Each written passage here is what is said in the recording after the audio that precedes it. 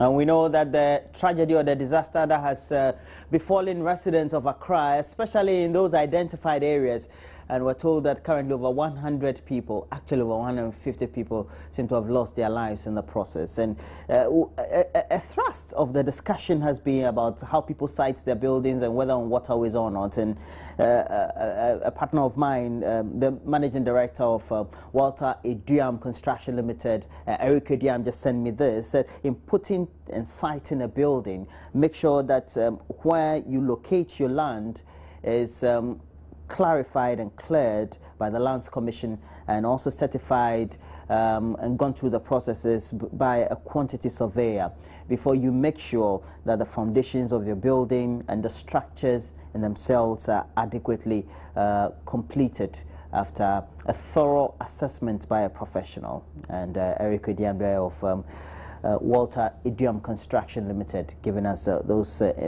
tips as far as putting together a structure is concerned. And I have here with me Member of Parliament for Botiano English and Manfro, Bright Demoji, and thanks for joining me. Thank you and now, very particularly being an agronomist and somebody who is always very much concerned about environmental sustainability, and we know that there are changes in the climate, and so we're having rainfall patterns that are changing the last few years. You should say that we may not have seen this coming, but our actions also could have contributed to where we are currently. Yes, a lot of climatologists or the experts in environment predicted that there will be apparent heavy downpour, especially this year. What it means is that as a country, we have to prepare ourselves because we're talking about climate change. What climate change really is talking about is that you may have very dry weather conditions, extreme dry weather conditions, and extreme heavy downpours. I mean, so basically, as a country, you know, the solutions, they are not anything that we should be running after. We know the solutions of this country. We know the difficulties. For me, the bottom line is the attitude. The attitude, because you see, especially in Accra, we are blessed with natural solutions. If you look at the two major streams, they go straight into the sea. Straight into the sea. So what we need to ensure is to allow those streams to have a free flow. To have a free flow. And if you look at the growth rate of Accra, and you even compare it to the major cities in the world, averagely Accra is growing around 4 to 5%. And the major cities in the world don't even grow up to 1 to 2%. So it tells you that there must be a concerted effort, especially in regard to urban planning. And that goes with education, as well as changing the attitude. Always when I've always been saying that we don't spend money. If I take a look at our budget, we spend money on all the hard core issues. But the soft issues are also very, very, very important. Meaning what? We spend money on the structures and things like that? Yes. But we don't spend money on the soft issues? Yes. What are the soft issues? Soft issues are education, conscientizing the people, the role of national communities for civic education. These are critical issues because all the things that we are talking about, I'm telling you, the attitudinal change is a key thing.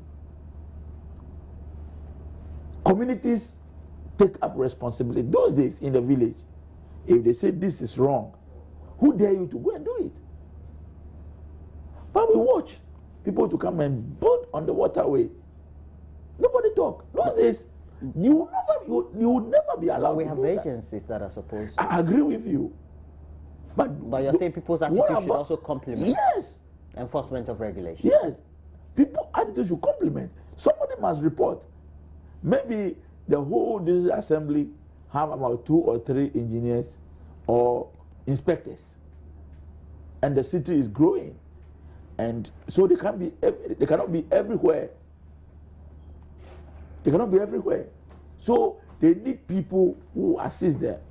That's how come I am employing the formation of resident associations, landlord associations, to take up some of these issues and report and ensure that the right thing is done. But the point is that if they say stop work, produce permit, the next day work continues. Nobody actually knows what is the meaning of the stop work and produce permit.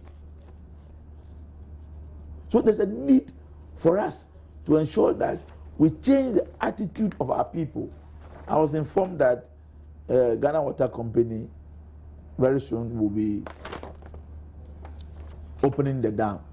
I can tell you for sure. People are aware that very soon the dam is going to be open. But they will be sitting down there waiting for the dam to open to cause havoc. I'm just using this opportunity to appeal to those, especially, you know, my constituency is right in the middle of these issues. Those living along the Weja Dam and its tributaries. They were not supposed to have built there. They are not supposed to be built. They're not supposed to live there in the first place. But the bottom line is that they are there. And the dam is going to be open. So they must be what? You must leave the place immediately. Because what we have seen, in fact, yesterday, as a member of Parliament, we joined the Speaker to go around. And you did as well?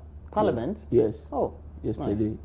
Especially we visited the major areas where the issues, especially at Circle, we went to Nima and the other East Cantonment area there to watch and see. You can see that, you see, even the maintenance of the existing structures we have is a major problem. Despite that, we agree the capacity of the drainage system is not enough. The existing structures we have, maintaining them is another problem. And human attitude and behavior is something that we need to look at. You can see people just parking vehicles, just rise within a very big drainage system. So you can see that even in the main drainage system, vehicles, big vehicles in the drainage. So all those things have choked the drainage. So the water must find its way. These are the cause of the spillovers all over.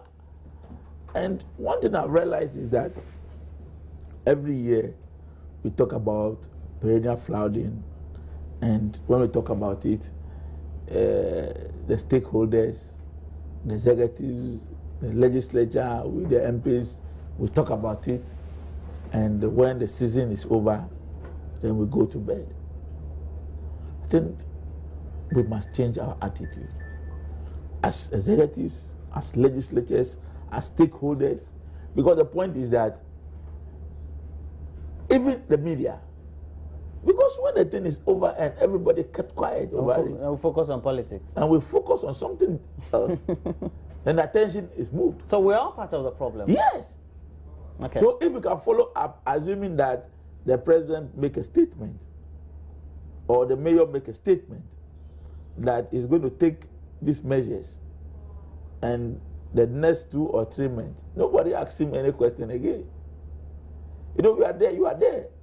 The media is also there to play the watchdog role, to play the monitoring role.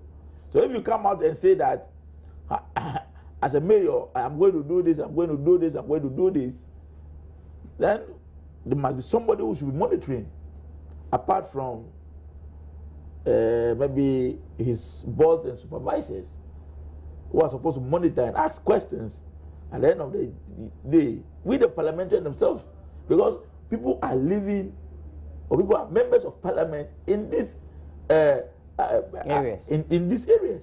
So if your mayor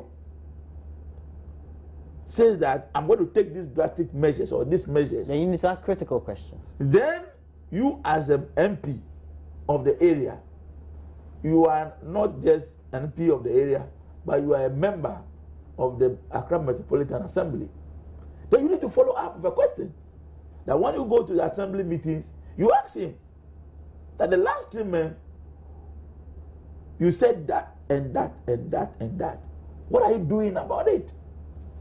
These are the critical questions we'll be asking people who just come in and do you do that? There's wager in your constituency. Is that your constituency? Yes. Where the dam is your constituency? Yes. All right. What the dam is not my constituency. Okay. But you have part of...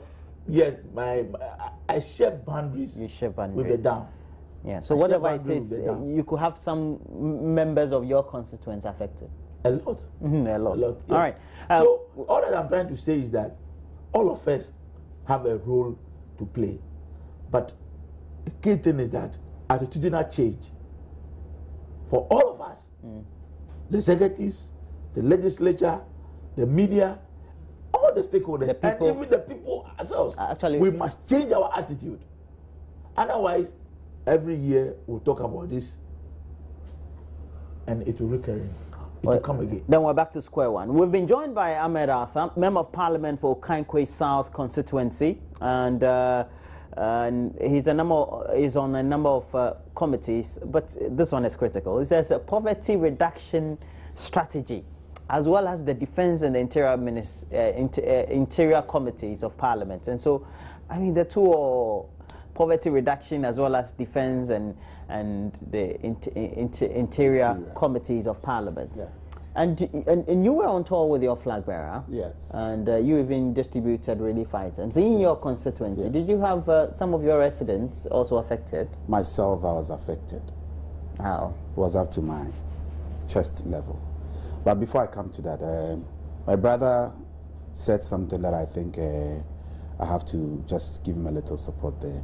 When he spoke about the mayor making promises and then people don't follow up.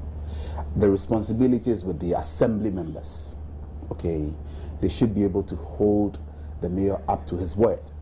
At any time he speaks, whatever he says, the promises he makes to the people, it is the responsibility of the assembly members to make sure that they follow up and make sure that those promises are fulfilled for the people. Because the assembly members are there to serve the local community. And the main thing we're talking about is supposed to be a project called the Conti project. Good. It's supposed to make sure we have the wide drainages that would critically collect a lot more water during such downpours. And so not having the water just sipping through the smaller drains and so getting into homes and all that. That's the intention. It's supposed to be a loan project. It's not as if we have the money though.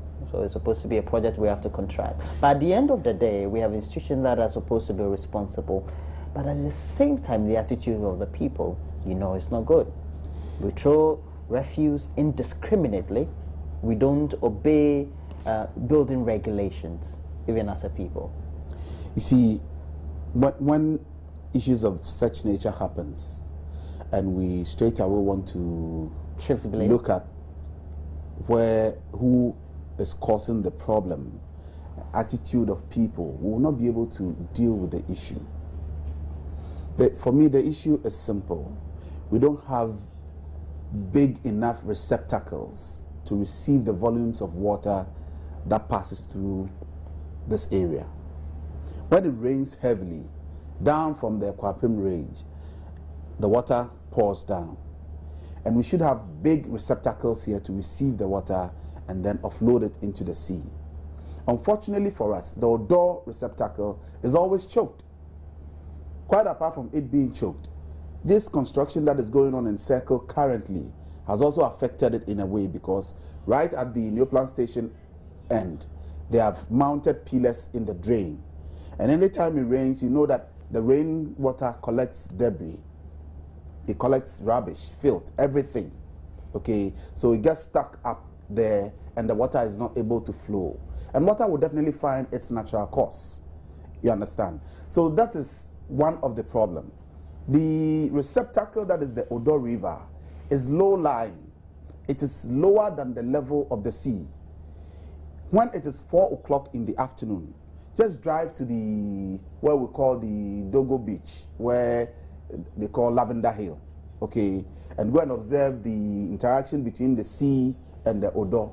You see that the sea is feeding the Odo because the sea, the level of the sea is higher than that of the Odo River. And certainly, if the sea that is taking all the water in Accra, the level is higher than that of the Odo cannot feed the sea. So definitely we're having a backlash. The water will just be coming backwards towards us. I live down Kanishi near the Metro Mass area. My house will not flood till the Odo River is full. And the moment it is full, the water from McCarthy Hill all coming down will not be able to feed the Odo again. Then it will begin to pile backwards. So you see that from that, the Odo end, coming towards Gamot, coming towards the Ubechabilamte Circle, coming towards Kanishi Market, that whole area will get flooded, including the Metro Mass area. And that is the problem. The receptacle is not big enough. And as small as it is. So we need big drains. We need big receptacles. It means we're going to break houses. We have to, if it becomes necessary. And we have reservations there that we can use to construct more receptacles. Okay. Besides that, the side walls of the drains will have to be raised a bit so that it will be able to contain the water in it. As it is lower than the houses around. So the moment it gets full, it spills over into the various homes around. So we'll have to raise the side walls and make sure we guide the water into the receptacle very well. And constant dredging. Constant dredging. How come we have it silted? How come we have it silted with sand? What happens? And rubbish. Of course, it is erosion from other places. Oh, no. No, let me tell you, when you go to Not Aveno, only sand, we have heaps of rubbish. And that also accounts. Water is passing by, and people leave their homes and dump rubbish. You see practically, and we do nothing about it. It is true. It is true. It is also a major cause. Okay, but as much as possible, if the receptacles are huge, okay, and wide enough, deep enough, they will be able to contain the water. And the problem of Accra, don't let us deceive ourselves. It is not a problem that can be solved easily. If we don't create wide receptacles, huge places where we can receive the water, we will have these problems all the time. These problems will reoccur anytime it rains heavily. And you see, unfortunately for us, on Sunday it rained for about 6 hours. So the ground in Accra is already wet. It will not be able to soak any fresh water that pours down. And that also accounted for the floods that we had in Accra. In my home, it was bad. It was up to my chest level.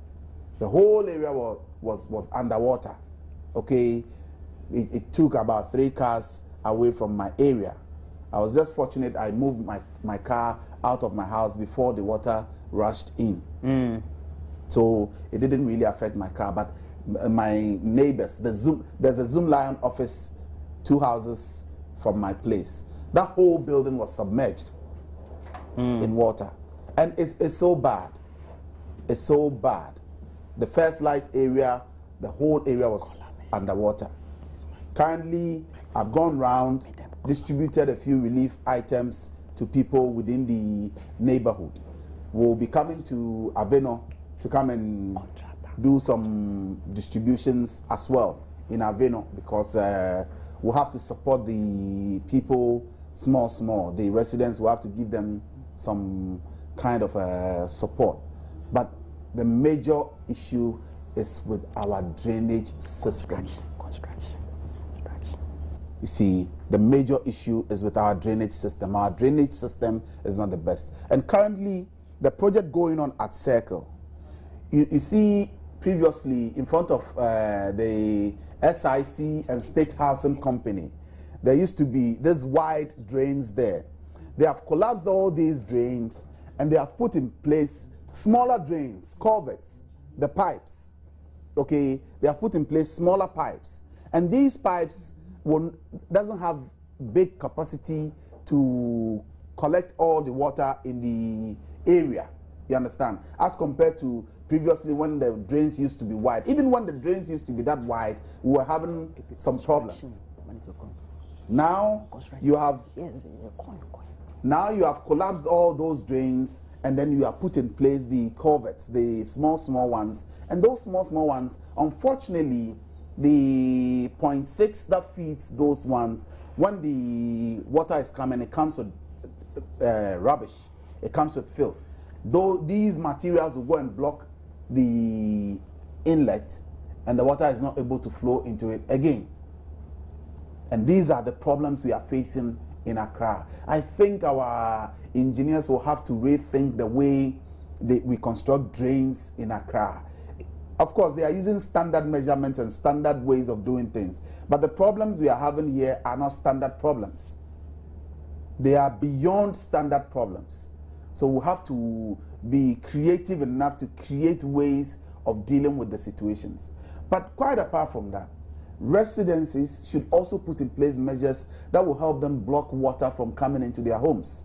We know we live in an area where we are prone to flooding anytime it rains heavily.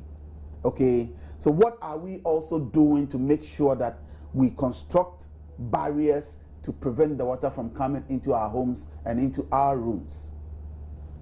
These are things that I think we should also consider as residents of these areas. But sometimes, and I hear the Wager Dam will be spilled this morning. Oh, his constituency shares a boundary with the Wager Dam. So, and the moment that is done, they did say this morning. They said from any time. Yes. From now, could be any time. Okay, so assuming it is spilled this morning and it rains as well, you can imagine the disaster that will happen in Accra. It has never happened before that it has rained heavily for Absokain, the mosque area, the Central Gospel Church area, to get that flooded. The Central Gospel Church was flooded up to my neck level. The whole building was underwater up to my neck level. That bad. You understand? It has never happened before. And I think we have to find ways and means of thinking outside the box to create drainages that will receive the water. But the bottom line is that our drains are not huge enough. We are using the spaces for unnecessary things. So I think it is time for the government or the city authority to be pragmatic and to take measures that will construct huge drains. Look, if you go demolishing houses, you finish demolishing those houses, where's the water going to pass? And the water does not have a place to settle, we will still have these problems. Right. Like I told you, the sea is the only place that receives all the water from this area. If the sea rises, the water from the Odo cannot feed the sea. So the water will have to find a place to settle for a while for the sea to go down before the water in Odo can also feed the sea. Till we find a place where these waters can settle, we will continue having these problems. But the point is that, truthfully, areas even like Tetekwashi at least got flooded for some periods. Vehicles going to East Legon and Sakumono, Tema, etc. also couldn't wade through the water. So the rainfall is a contributing factor. The point is that it's raining more than usual the past few years, and also we also haven't countenanced that with putting in place the right regulations, and the attitudes haven't been right. How do we perhaps not only focus on what the authorities or institutions need to do, but what we, the residents, also need to do? Yeah, very good question. Good question in the sense that, you see, because from yesterday I noticed everybody is blaming, I suppose, and there are people go and pick leaflets of or screens of loans that are supposed to be taken or projects supposed to be done have not been done, and we know they contribute to that, but we also main contributor. We silt the gutters and the drains. Yes, especially Roland. Normally, if you watch communities, people pile up their garbage, and if they see the weather that there's going to be a heavy rainfall, then they come out with their garbage. They'll be throwing them so that the rain, they'll carry it. The runoff can take the garbages away. It's a practical thing that happens in almost a lot of homes in this country. When you see they look at the weather and then they start gathering their garbages, because that one is free. You see, and if you run away from a simple responsibility of going to pay maybe 50 pesos or 1 cedi, of just throwing your garbage into a bin so that you can pay, and you have to throw it into the atmosphere or into the anywhere, into the drain. These are some of the problems that we face. So I'm saying that educational aspect of the whole thing is also very, very important. I agree with my colleague that yes, the capacity of our drains is a major problem. But if the thing is not big, the capacity is very low. And you have added more to it. Because the urbanization is a challenge in itself. In the sense that, don't forget, erosion. The way we are building, the erosion is also key. Because if you come to my area, all the major drains are choked, not because people are pouring. No, because when it rains and the ground erodes. Erodes, yeah. The sand tends to silt. Yes. Okay. That's what happens. That's what when we're moving from the old barrier, the new barrier, towards Oceania, you cannot move. All the silt from the mountains. From the top of the mountain. Top of the mountains. That's McCarthy? No. Not the that's GBC area. GBC area. That's a satellite station. Satellite Yes. station. You seem to know that very well. It's one of your areas. Oh, I applied that route. Right. It's a very serious I'm talking about. And if during the raining season like this, every time there's a rainfall, you have to organize and then they remove this thing from. So yes, the way we are managing our construction is we can say standardization, but other things that need creative or innovation.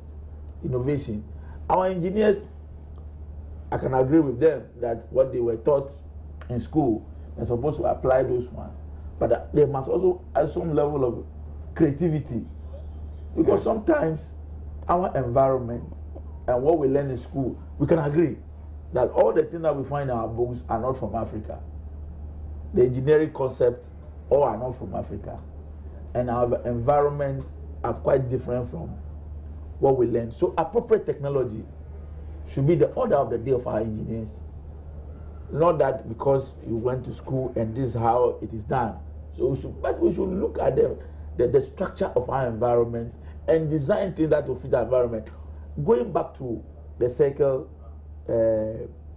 interchange, the interchange at Circle, and the one at Malam Junction, I am thinking that they should localize the designs.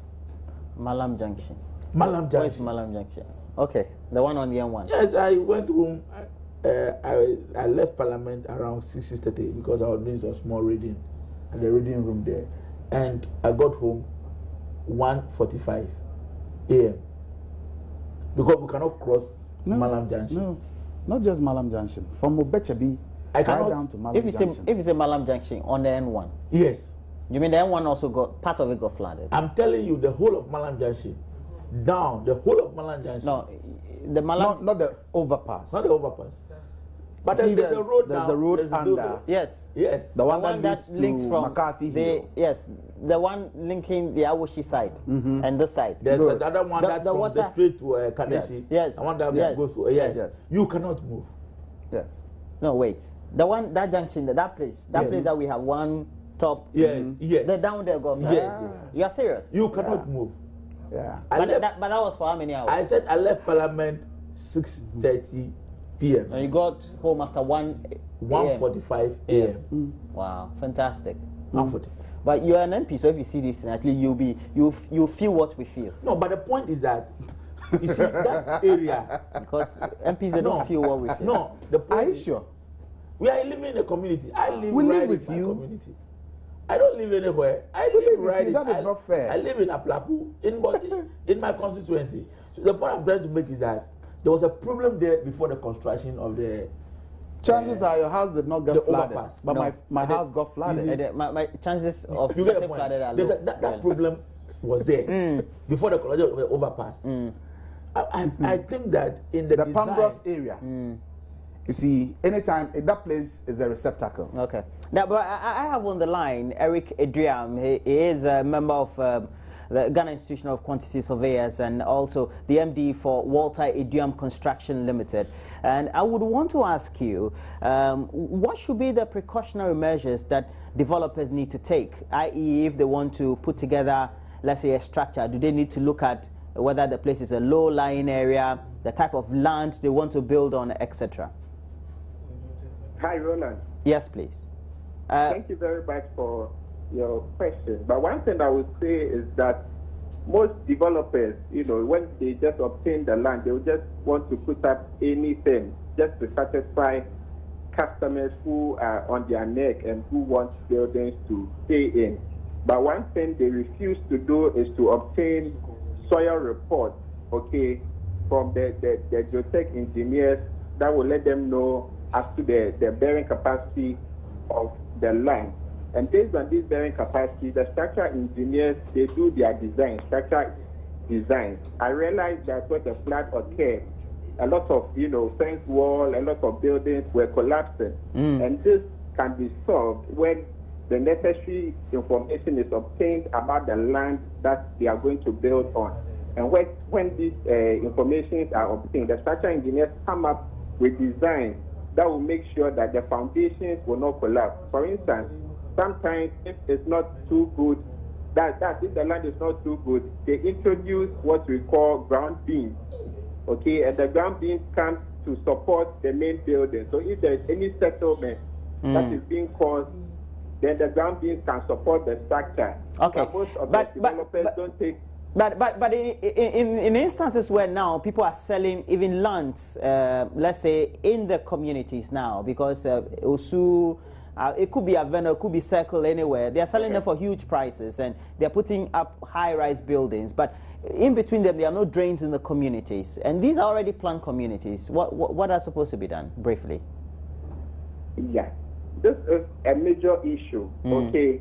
They obtain the land and they don't go through the appropriate statutory authority to make sure that the drainage are properly demarcated. I believe that when you obtain the land and when you go to these statutory authorities, they have where the drainages are supposed to be, where the sewage, you know, sections are supposed to be. But two things, the developers don't go to them for these checks, okay? So they try to put up buildings and sometimes they go to them to give them the finished product. And it becomes an issue of the enforcement. The enforcement is not really there. So sometimes they give them the opportunity to just go ahead with it. And I believe it's causing a lot of issues now. So if the enforcing agency will enforce these things, making sure that the right channels for drainage, for roads, and all for all these demarcations are there, then the developers will know that this is a no-go area. I have to this boundary to put up my building. Okay. Well, thank you very much. And Eric Adriam is the Managing Director for Walter Adriam Construction Limited. And we'll have to wrap up on this because our time is up. Yes. So conclude for me in 30 seconds. What I just want to say is that, you know, my constituency is right around the Weja Dam there. So I just want to advise my people. Because by all means, they'll spill the water. Yes. So very, very, very important. If you know you are living very close to the Weja Dam, please move to a higher ground. Because what we've seen yesterday, we don't want to experience the same thing. So I'm appealing to those living in Chokume, Aplaku, Sampama, and then Mahiam, and then Tomefa areas. Please move to a higher ground. Yes. 30 seconds. Mine is to residents. The rains will not stop. It will continue coming. But as much as possible, we should put in place measures that will stop the water from entering our rooms. Of course, the water can come on your compound, but your doors, there are ways you can reinforce your doors and that will block the water from coming into your room. And I think the residents of these areas that gets flooded every now and then should make sure they adopt some of these measures to prevent the water from coming into our rooms. Okay, well, thank you very much, and thanks for passing through the studios this morning. We have had in the studio a member of parliament for Botiano English Amanfro and Bright Demoji. He got home after 1 a.m. the day of the floods. Sorry, sir. Thank you. All right, and Ahmed Arthur is also a member of parliament for Okain Kwesau. Yes. Thanks for joining me, sir. And you distributed some relief items today to some of the victims. We say congratulations to you and commendable job you're doing there. And that'll be it for the show. Join us same time on Monday, and I'm sure Mama View Swabwaji then would have recovered adequately to join us. And we say enjoy your weekend. Bye-bye. Good morning.